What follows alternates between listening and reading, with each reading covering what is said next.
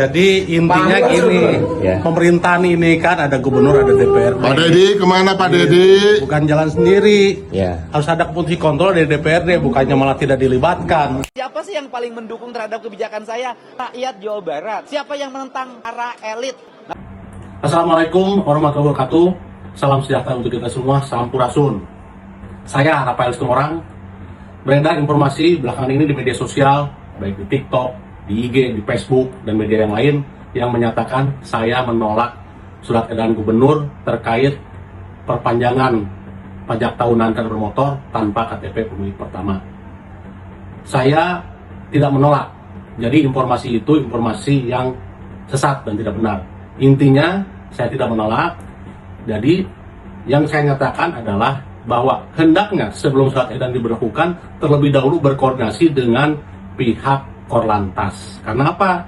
Ada peraturan Kapolri nomor 7 tahun 2021 tentang registrasi kendaraan yang memang mewajibkan ada KTP pemilik pertama.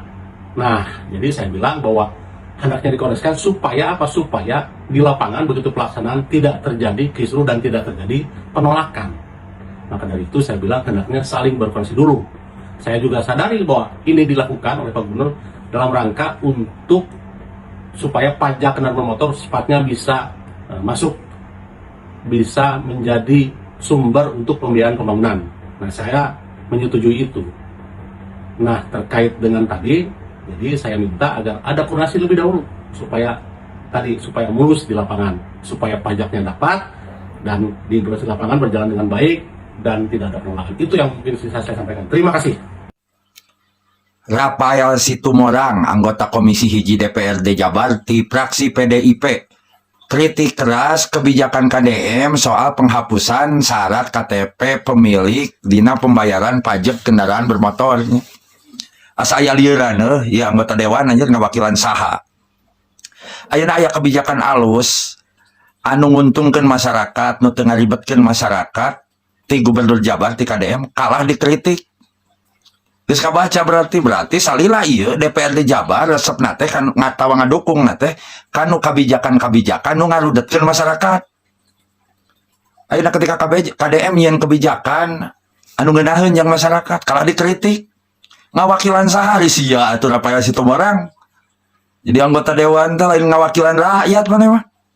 Asa aya lieuran urang mah aneh jeung eta anggota dewannya anu ti heula partai-partai na ngadukung KDM ngajar dong we sugan nu mantuan tawa ngadukung kanu kebijakan KDM di sada ti Gerindra, ti Golkar, ti PSI, ti mana loba partai-partai nu ngadukung KDM caricing ngajar dong ngaron wae gawe sia tuh anggota dewan ya ti aing di masyarakat ti rakyat mali sia asa aya lieuran ya telur Rafael Situmorang di Komisi Hiji DPRD Jawa Barat di fraksi PDIP ketika KDM mengeluarkan kebijakan penghapusan KTP dalam pembayaran pajak motor malah dikritik keras gitu. Ya pesanan saha, ya ditahan saha, urang tak apa gitu. Ngan iya asa aya lieuran kebijakan anu sakitu hadena anu pro ka rakyat, memperingan rakyat malah dikritik ku fraksi PDIP ieu tah ieu pan asa aya lieuran atuh kuduna teh ngadukung. Justru eta permasalahan anu gede anu geus puluhan tahun di birokrasi urang gitu. Anu teu beres-beres gitu anu kudu dibenerkeun. Sakali nembak KTP teh 100.000 tah. Saya juga berikut korban gitu. Tiap ngasihkeun 100.000 ayeuna aya kebijakan anu sakieu hadena anu pro ka rakyat supaya rakyat teu dipersulit, supaya rakyat taat mayar pajak, ieu malah dikritik. Pan asa lieuran gitu, itu asa aya lieuran bukan mana asa teu kaharti gitu ku akal urang. Kumaha cek dulur-dulur ya pendapatna sarua teu komen sok turun nuhun Nur. Nah, udah tahu belum ada surat edaran terbaru tentang pajak kendaraan? Kan udah lama itu Mang Iwan. Udah lama. Yang mana sih Mang? Oh, yang bayar pajak nggak perlu bawa BPKB, cukup STNK aja. Ini mah ada surat edaran terbaru lagi bahwa untuk pembayaran pajak motor second atau mobil second nggak perlu bawa KTP pemilik pertamanya. Oh, Wah, ketinggalan Mang Iwan mah. Ketinggalan gimana sih, Mang? Itu mah udah lama tuh terjadi, dari dulu juga bisa. Yang saya tahu mah dulu kalau nggak bawa KTP pemilik pertama nggak bisa, Mang. Nggak bisa itu untuk para penakut. Penakut. Iya, untuk para pemberani mah bisa. Para pemberani gimana sih maksudnya? Iya, yang berani bayar berapa gitu. Atau itu mah nembak, nugak namanya. Ya, emang begitu, namanya tembak KTP. Nah itu kalau emang ternyata bisa ya, kenapa harus sebagian aja yang bisa, sebagian lain nggak bisa? Mendingan semuanya dibisain ya kan? Oh, berarti kebijakan ini mah diambil supaya kemudahan pembayaran pajak bukan hanya dinikmati oleh orang-orang pemberani, tapi oleh seluruh masyarakat Jawa Barat gitu ya. Nah itu maksudnya, Mang. Iya, Tapi kenapa ya masih ada aja gitu samsat yang nggak nurut gitu, Mang? masih ada yang tidak nurut. Akibatnya kepala samsatnya dinonaktifkan, Mang. Ini karena ada investigasi dari masyarakat langsung. Nah, kan akhirnya merembet tuh, pasti diperiksa tuh dana yang tadi, dana nyunggak. Nah, terus masyarakat yang menginvestigasi itu diundang sama Bapak Aing. Akhirnya motor secondnya dibeli sama Bapak Aing 10 juta. Wah, rezeki itu mah. Tapi bukan KDM namanya. Ya. Kalau kebijakannya tidak ada yang protes, tidak ada yang mengkritik, Mang. Masih ada yang mengkritik. Ada, Bang. Seenggaknya ada 2 yang saya tahu. Coba siapa aja? Pertama, ada yang membuat PT katanya bahwa kebijakan baru Bapak Aing ini rentan untuk dimanfaatkan para pemilik motor curian untuk memperpanjang pajak tahunan. Kayak gitu. Nggak mungkin atuh motor curian memperpanjang pajak mah. Itu mah sama aja menyerahkan diri. Gimana? Iya, maksudnya kendaraan-kendaraan yang punya surat sepotong doang, STNK doang gitu maksudnya. STNK sepotong. Gimana sih STNK sepotong? Maksudnya nggak ada BPKB-nya, Mang. Kalau motor curian mah nggak bakalan punya STNK tuh Mang Iwan. Masa dia mau nyuri motor, datang dulu ke korbannya, "Uy, STNK-nya dong." Nggak mungkin. Ya kalau dia bikin STNK palsu, Ya kalaupun dipalsukan, palingan juga yang benernya gitu, datanya tuh cuma nomor kendaraan, nomor angka, atau nomor mesin. Kalau nama pemilik udah pasti ngaco atuh. Kan nggak mungkin atuh mau mencuri motor, kenalan dulu sama korbannya, namanya siapa, alamatnya di mana. Kelamaan atuh nggak jadi itu menyurinya. juga ya. Tapi itu banyak kendaraan yang cuma punya STNK nggak punya BPKB, itu gimana ceritanya? Nah, kalau surat sepotong mah istilahnya bukan dari pencurian, tapi dari penggelapan. Oh, dari penggelapan? Coba jelaskan, Mang. Iya, misalnya ini motor masih kredit, belum lunas, BPKB-nya masih di leasing. Atau motor yang udah lunas tapi digade lagi BPKB-nya, di leasing. Nah, setelah itu gagal bayar. Karena gagal bayar, sama pemiliknya ini dioper alih atau dijual ke orang lain. Otomatis kan yang beli cuma dapat STNK doang karena BPKB-nya masih di leasing. Gitu. Bisa bayar pajak dong. Bisa bayar pajak. Potong bisa bayar pajak tuh kan? Bukan tuh kan, tapi cuma 4 tahun. Nah, sedangkan untuk perpanjangan kaleng atau plat nomor tetap surat-suratnya harus lengkap. STNK, BPKB, dan KTP pemilik pertama. Jadi mereka bisa membayar pajak itu cuma 4 tahun. Misalnya, ya kalau dia nggak bisa membawa persyaratan, ya motor atau mobilnya jadi bodong. Apa kalau jadi bodong ya? Ya, iya, tapi kan sebelum dia jadi bodong, minimal 4 tahun pajaknya masuk ke kas daerah. Gitu, Bang Iwan. Oh, iya, cuma bisa 4 tahun. Nah, kalau nggak mau jadi bodong, ya diurus ke leasing, BPKB-nya, terus dibalik nama, itu dari pemilik pertama ke pemilik terakhir. Baru bisa hidup lagi itu surat-surat kendaraannya. Iya, berarti nggak bisa disalahgunakan dong. Iya, jadi tidak bisa disalahgunakan oleh para penggelap. Masalahnya kan, ya tadi yang seperti saya bilang, 5 tahunan harus tetap bawa lengkap. Aduh, mana apa sih Mamang? Jangan-jangan Mamang pernah menggelapkan ya? Saya pernah menggelapkan atuh, tapi urusan gade menggade ke leasing mas saya mah udah langganan, VIP. Ya, itu pegadaian. Tapi kritikan pertama mentah ya. Entah, Mang. Kalau yang kedua, Yang kedua datang dari anggota DPRD. oh dari anggota DPRD, berarti karyawan kita itu. Ya, dibilang kebijakan KDM katanya yang membayar pajak tanpa perlu KTP pemilik pertama itu melanggar aturan. Mang. Ih, gimana sih? Emang itu sekolahnya tamat apa enggak? Waduh, emang kenapa? Iya, dia ngerti nggak pengertian atau arti dari kebijakan? Emang kenapa harus tahu arti kebijakan? Ya kan bilang kebijakan KDM itu melanggar undang-undang, melanggar peraturan.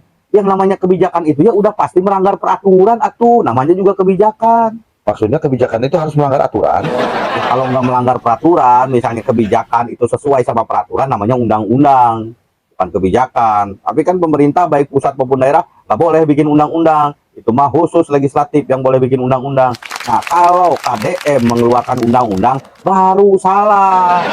Tapi kalau KDM mengeluarkan kebijakan yang melanggar undang-undang atau melanggar peraturan, Ya namanya juga kebijakan, udah pasti melanggar peraturan atuh. Saya bingung, apa iya emang kebijakan itu harus melanggar peraturan? Dulu waktu saya sekolah, guru pendidikan Pancasila saya pernah menerangkan begini.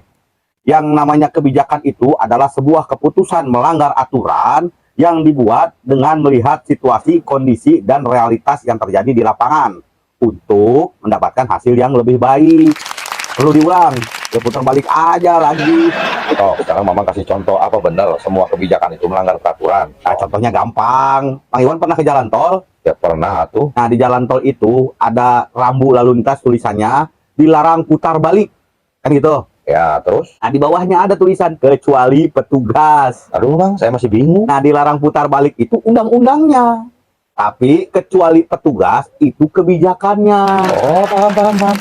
Ya, kalau ngikutin undang-undangnya, petugas juga nggak boleh putar balik. Oh, iya. Tapi karena ini kebijakan, melihat situasi dan kondisi, serta realitas di lapangan, maka petugas boleh putar balik. Nah, contohnya kenapa petugas boleh putar balik? Contohnya misalnya ada kecelakaan di jalan tol, tapi di jalur sebelah. Kan nggak mungkin itu petugas harus keluar pintu tol dulu, baru muter. Kelamaan itu korbannya tuh keburu tidak terselamatkan. Makanya untuk petugas boleh putar balik. Itu gampang kan? Itu kebijakan. Iya, berarti yang dikeluarkan KDM itu kebijakan. Makanya kalau dia bilang kebijakannya melanggar aturan, situ yang aneh. Ini kebijakan yang melanggar aturan. Kayaknya dia nggak paham, Bang. Lagian nih, rakyatnya senang, rakyatnya bahagia dengan peraturan seperti ini. Dia yang mewakili rakyatnya kok tidak senang, tidak bahagia, malah protes. Rakyat mana yang dia wakili? Aneh. Iya, dia mau pilih siapa? Nah, dia sebagai karyawan kita ya, DPRD, tahun depan mah nggak usah dipilih lagi, pemilu depan mah. Emangnya kenapa, Bang? Ya karena dia tidak menuruti apa kata bos. Kan kita bosnya rakyat. Apa ini guys, gua pagi ini sudah sampai di Samsat Oksis nih. Kali ini gua mau bayar pajak nih tanpa KTP pemilik pertama. Apakah bisa? Kita coba dulu masuk ke dalam.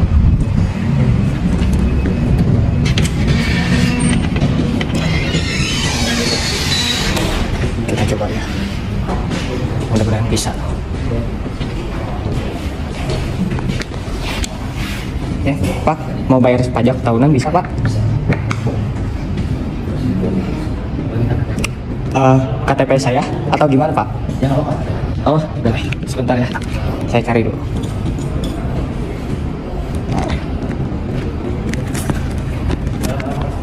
KTP saya tuh bentar.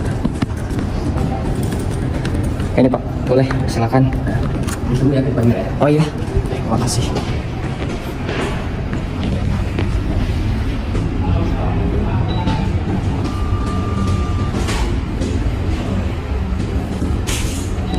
Kita tunggu nih guys, apakah lama proses bayar pajaknya atau sebentar? Ya semoga sih nggak lama ya. Bismillah aja. Kita tunggu prosesnya berapa menit.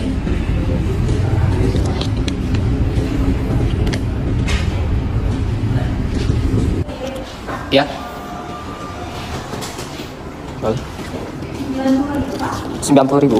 Oke, baik.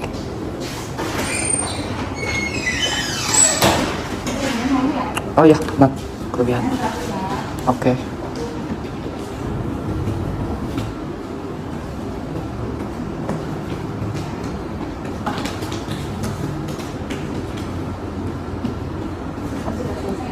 Terima kasih banyak. Prosesnya mudah guys, ternyata nggak begitu susah ya. Nunggunya juga nggak lama. Oke. Turun pisan nih Pak Dede nih. Saya udah bayar pajak nih. Pokoknya mah mantap, luar biasa. Nunggunya juga nggak lama-lama. Jangan lupa kalian bayar pajak nih. Prosesnya sudah mudah nih. Sudah bisa tanpa KTP pemilik pertama. Ditunggu guys kedatangannya.